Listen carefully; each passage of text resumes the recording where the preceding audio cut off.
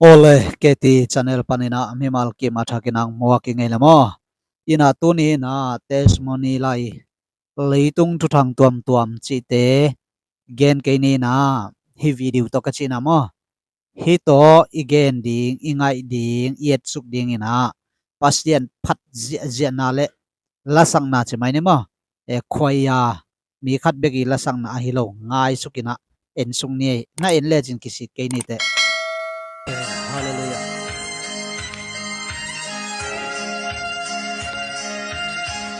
anga ma mai ngai hila pen mo mi zo lai na kwa ten che me nang gen di ko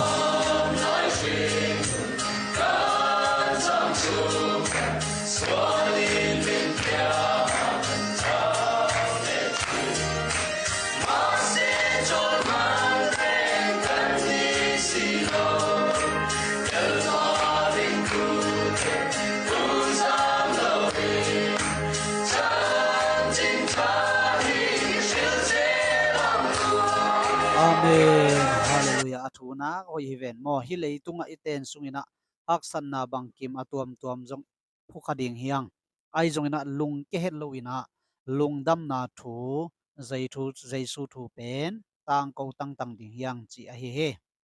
thu piloma mai mo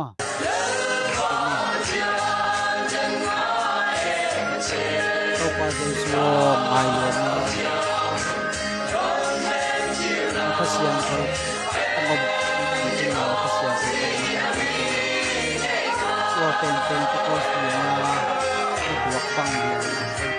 yin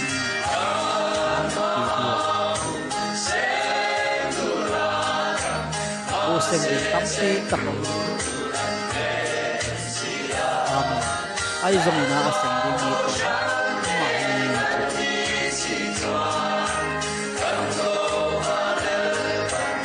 pasian ni siang chau te ni man pasian pakai tu ma bo ya hi ole na ke o dam in chi lo na pai chet ni ya ma ba ya na ko ni ma de alai sai thu pi lua mo hi la thu pi luai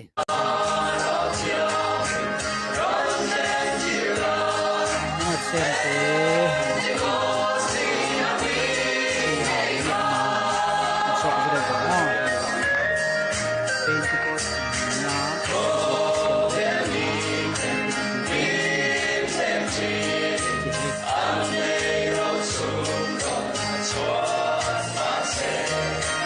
leitung mi te nang kem thei zele na asum le pai din te na se te ma se le to pao nam pe mu se lo din hiu nam pen pasien khat te na khat te pasien to khat te na ko ni ta te ki ta ko ni ba ni to so ham loi te na ba ya chu lai to ya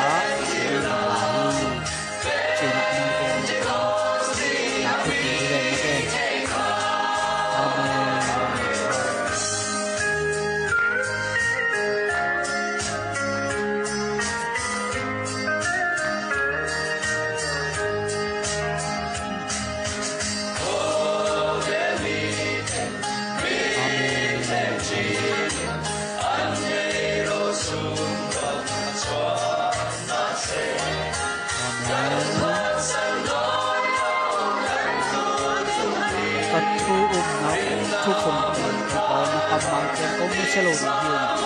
mua xe nhà lô đi nhiều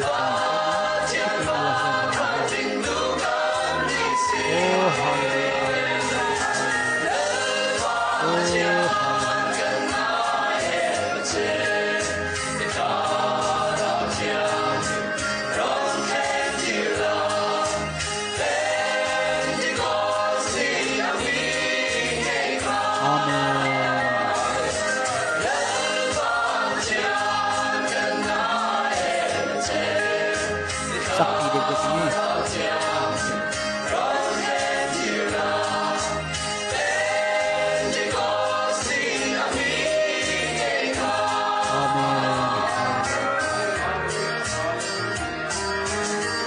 Foi bonito, sedang Pepe Kose.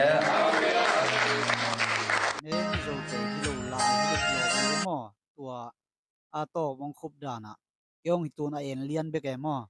a pau dan pen mi zo pau hi ke vio mo to na zaman na wono mi zo pau hi lo hi asate ayang ala sa bel mi zo la mo ala sa bel mi zo tak ngai su la ni ko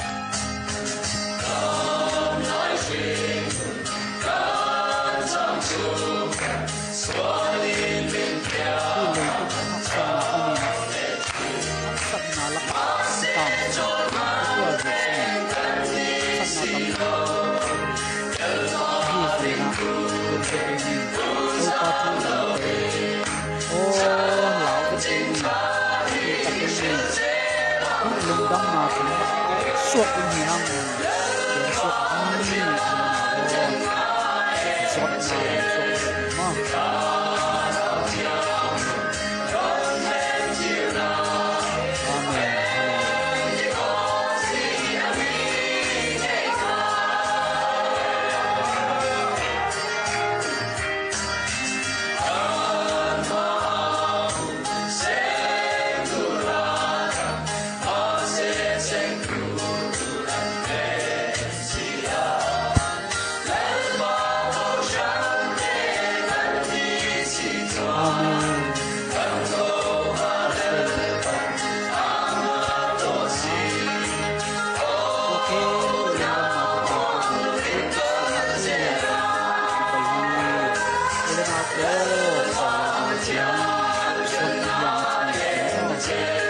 zot na hi pasti masih tak lah na wa ni lu mo